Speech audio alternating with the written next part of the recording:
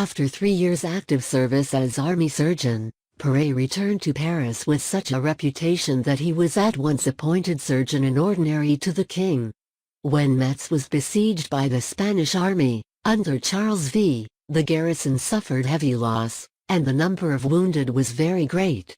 The surgeons were few and incompetent, and probably slew more by their bad treatment than the Spaniards did by the sword. The Duke of Guise, who commanded the garrison, wrote to the king imploring him to send Pare to his help. The courageous surgeon at once set out, and, after braving many dangers, to use his own words, "Desterpentu, estranguleu mis MPSs," he succeeded in passing the enemy's lines, and entered Metz in safety. The duke, the generals, and the captains gave him an affectionate welcome, while the soldiers, when they heard of his arrival, cried, "We no longer fear dying of our wounds. Our friend is among us." In the following year Pare was in like manner with the besieged in the town of Hesdin, which shortly fell before the Duke of Savoy, and he was taken prisoner. But having succeeded in curing one of the enemy's chief officers of a serious wound, he was discharged without ransom, and returned in safety to Paris. The rest of his life was occupied in study, in self-improvement, in piety, and in good deeds.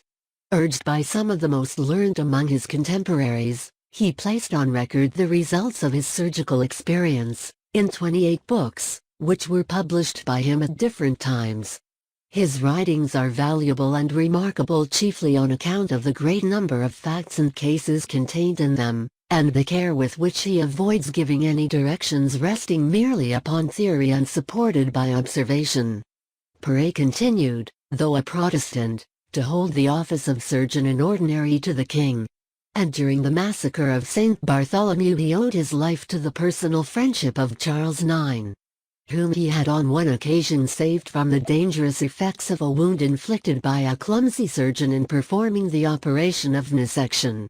Brangham, in his Memoirs, thus speaks of the king's rescue of Pare on the night of St. Bartholomew. He sent to fetch him, and to remain during the night in his chamber and wardrobe room, commanding him not to stir, and saying that it was not reasonable that a man who had preserved the lives of so many people should himself be massacred. Thus Pare escaped the horrors of that fearful night, which he survived for many years, and was permitted to die in peace, full of age and honors. Harvey was as indefatigable a laborer as any we have named. He spent not less than 8 long years of investigation and research before he published his views of the circulation of the blood. He repeated and verified his experiments again and again, probably anticipating the opposition he would have to encounter from the profession on making known his discovery.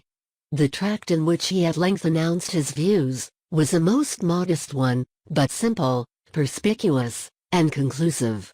It was nevertheless received with ridicule, as the utterance of a crack-brained impostor.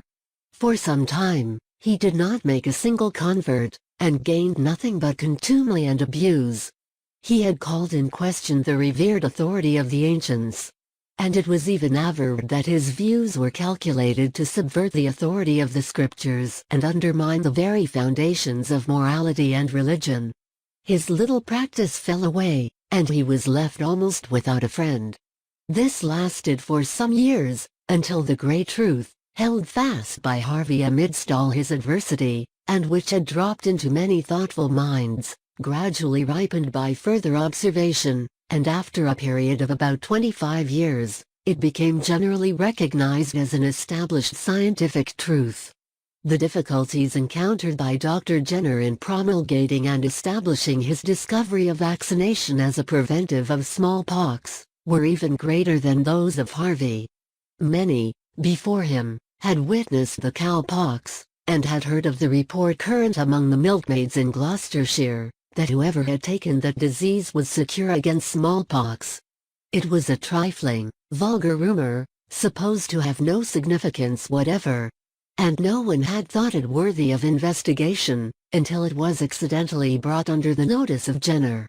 He was a youth, pursuing his studies at Sodbury, when his attention was arrested by the casual observation made by a country girl who came to his master's shop for advice. The smallpox was mentioned, when the girl said, "I can't take that disease, for I have had cowpox." The observation immediately riveted Jenner's attention, and he forthwith set about inquiring and making observations on the subject. His professional friends, to whom he mentioned his views as to the prophylactic virtues of cowpox, laughed at him, and even threatened to expel him from their society, if he persisted in harassing them with the subject. In London he was so fortunate as to study under John Hunter, to whom he communicated his views. The advice of the great anatomist was thoroughly characteristic: don't think, but try. Be patient, be accurate. Jenner's courage was supported by the advice, which conveyed to him the true art of philosophical investigation. He went back to the country to practice his profession and make observations and experiments, which he continued to pursue for a period of 20 years. His faith in his discovery was so implicit that he vaccinated his own son on 3 several occasions. At length he published his views in a quarto of about 70 pages, in which he gave the details of 23 cases of successful vaccination of individuals, to whom it was found afterwards impossible to communicate the smallpox, either by contagion or inoculation. It was in 1798 that this treatise was published. Though he had been working out his ideas since the year 1775, when they had begun to assume a definite form. How was the discovery received? First with indifference, then with active hostility. Jenner proceeded to London to exhibit to the profession the process of vaccination and its results. But not a single medical man could be induced to make trial of it, and after fruitlessly waiting for nearly 3 months, he returned to his native village. He was even caricatured and abused for his attempt to bestialize his species by the introduction into their systems of diseased matter from the cow's udder. Vaccination was denounced from the pulpit as diabolical. It was averred that vaccinated children became ox-faced, that abscesses broke out to indicate sprouting horns, and that the countenance was gradually transmuted into the visage of a cow, the voice into the bellowing of bulls. Vaccination, however, was a truth, and notwithstanding the violence of the opposition, belief in it spread slowly. In one village, where a gentleman tried to introduce the practice, the first persons who permitted themselves to be vaccinated were absolutely pelted and driven into their houses if they appeared out of doors. 2 ladies of title, Lady Ducie and the Countess of Berkeley, to their honor be it remembered, had the courage to vaccinate their children. And the prejudices of the day were at once broken through. The medical profession gradually came round, and there were several who even sought to rob Dr. Jenner of the merit of the discovery, when its importance came to be recognized. Jenner's cause at last triumphed, and he was publicly honored and rewarded. In his prosperity he was as modest as he had been in his obscurity. He was invited to settle in London, and told that he might command a practice of 10,000 a year. But his answer was, "No! In the morning of my days I have sought the sequestered and lowly paths of life, the valley, and not the mountain, and now, in the evening of my days, it is not meet for me to hold myself up as an object for fortune and for fame."